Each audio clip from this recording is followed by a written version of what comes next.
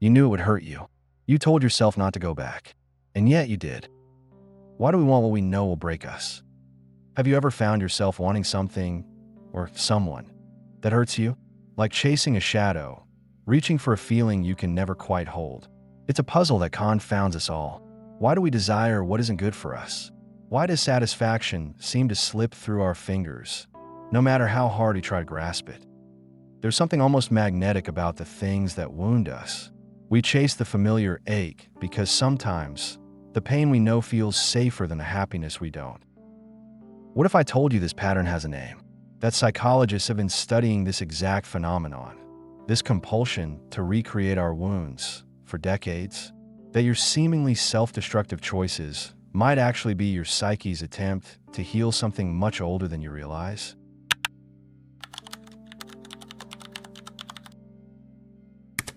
Freud called it repetition compulsion. Your unconscious mind operates like a detective obsessed with an unsolved case. It keeps returning to the scene of the crime, replaying the same emotional scenarios, dragging you back to familiar patterns of pain. The mechanism works like this. When something traumatic happens early in life, your psyche doesn't just file it away.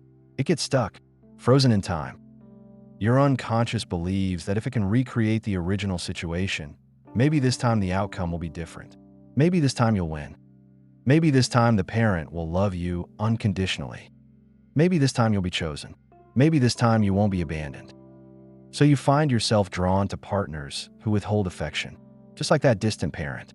You sabotage opportunities right before success. Just like you learned failure was safer than hope. You pick fights when things get too good, because chaos feels more familiar than peace. Your unconscious is trying to solve an ancient puzzle, but it keeps using the same broken pieces. The repetition feels like choice, but it's compulsion. Your mind believes it's being strategic, working toward resolution. In reality, it's just pressing the same bruise over and over, hoping the pain will finally make sense.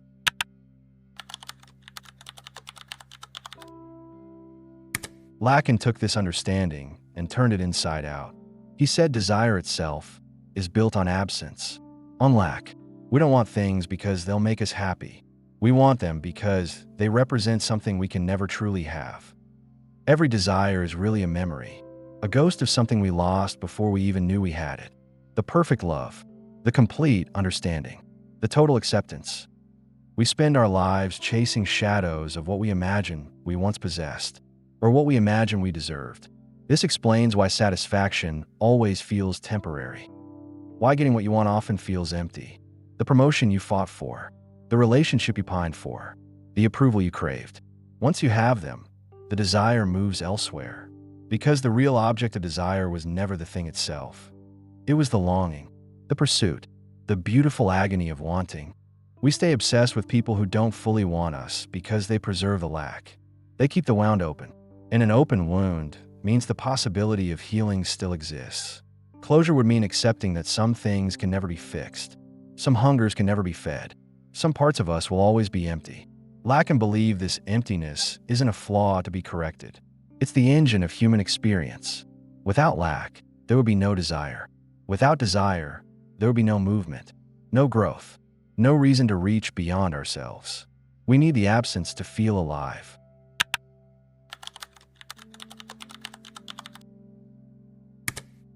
Nietzsche approached this from the perspective of meaning-making. He observed that humans are meaning-seeking creatures. We need our experiences to matter, to have weight, to leave marks, and nothing creates meaning quite like suffering. Consider how you remember your life. The moments that stand out aren't usually the comfortable ones.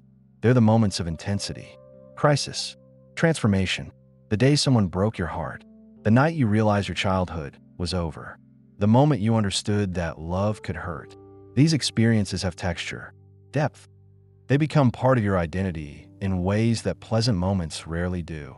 Nietzsche argued that we unconsciously seek these intense experiences because they prove our existence matters. Pain is undeniable. It demands attention. It forces growth. It creates stories worth telling. A life without suffering might be pleasant, but it would also be forgettable, weightless, like a song without rhythm or a story without conflict. This is why we're drawn to complexity in relationships, to challenges in our work, to situations that push us beyond our comfort zones. Not because we enjoy difficulty, but because difficulty makes us feel real, substantial, like protagonists in our own meaningful stories rather than background characters in someone else's peaceful narrative. The philosophers point to the same uncomfortable truth. We don't seek what hurts us because we're damaged goods.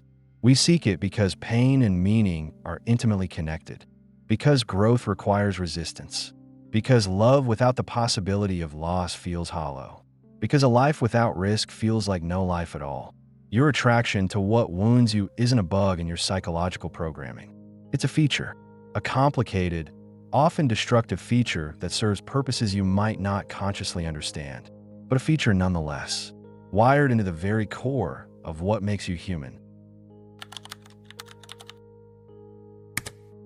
Pain has a strange magnetism. It pulls you in like gravity. Your brain doesn't distinguish between intensity and meaning. It just knows that whatever makes you feel the most is probably important, worth paying attention to, worth remembering. When someone hurts you, your nervous system lights up like a pinball machine. Stress hormones flood your bloodstream. Your heart races. Your attention narrows to a laser focus. Every cell in your body screams that this moment matters. And your brain interprets that intensity as significance, as proof that this person, this situation, this feeling must be valuable. Otherwise, why would it affect you so powerfully? The neurochemistry gets even stranger.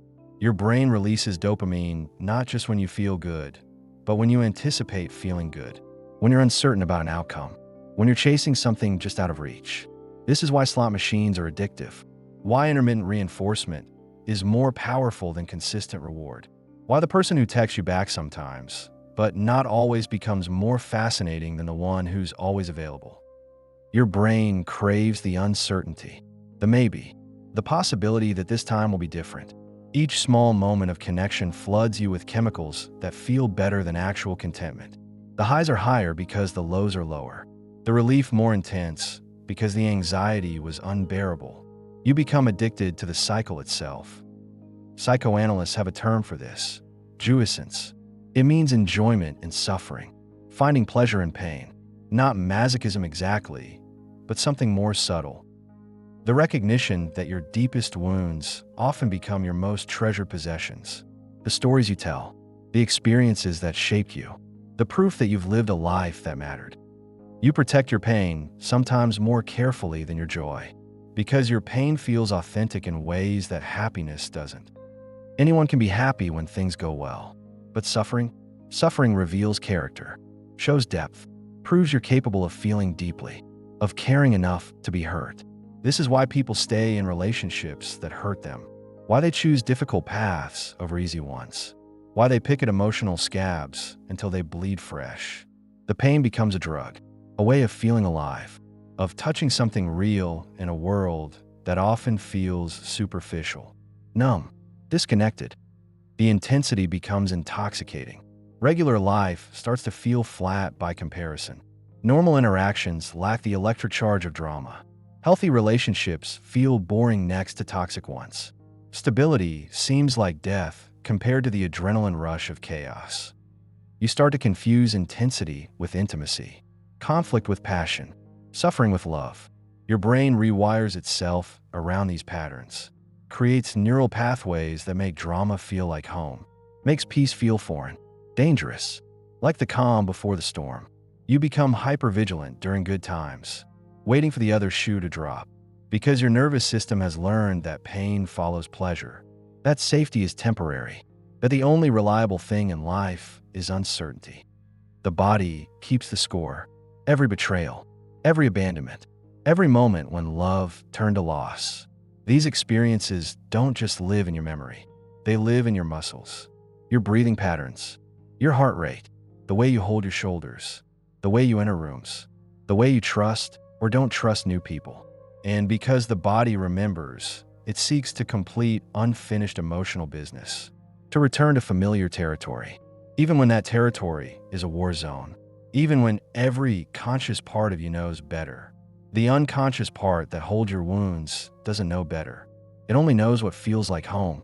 And sometimes home is a beautiful disaster. The seduction isn't just emotional.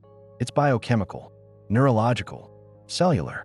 You're not weak for falling into these patterns. You're human. Your brain is doing exactly what it evolved to do, seeking intensity, meaning, connection, even when that connection comes wrapped in barbed wire.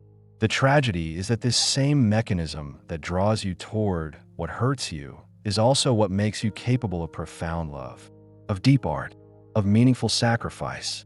The sensitivity that makes you vulnerable to pain is the same sensitivity that allows you to feel beauty, joy, wonder. You can't selectively numb, can't keep the capacity for suffering without keeping the capacity for everything else.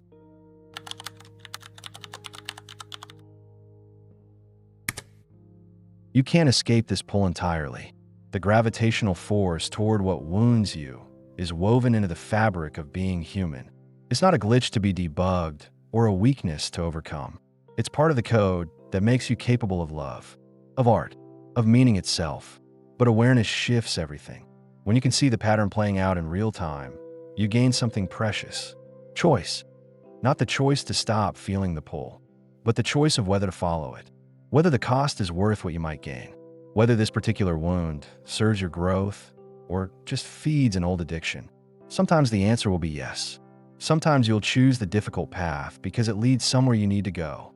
Sometimes you'll enter relationships that scare you because fear and love are often the same thing wearing different masks. Sometimes you'll risk everything because everything includes the possibility of finding what you've been searching for. But sometimes the answer will be no. Sometimes you'll recognize the familiar ache and choose differently. Not because you've transcended your humanity, but because you've learned to honor it in healthier ways. Because you've discovered that there are many paths to meaning, many ways to feel alive, many forms of intensity that don't require you to bleed. The pattern doesn't disappear. It just becomes visible, workable, a force you can navigate rather than a current that drowns you. You start to distinguish between the wounds that teach and the wounds that just repeat, between the pain that opens you and the pain that closes you down. You learn to ask different questions. Not, why do I want this? But what am I hoping this will give me?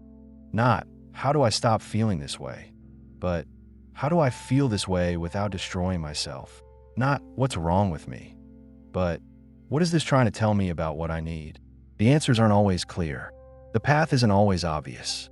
But the questions themselves become a kind of freedom, a way of engaging with your desires instead of being enslaved by them, of working with your psychology instead of against it. You realize that the deepest wounds often carry the deepest medicine, that your particular brand of suffering might be exactly what allows you to understand others, to create something beautiful, to love with a fierceness that only comes from knowing how easily everything can be lost. The pull toward what hurts you doesn't make you broken.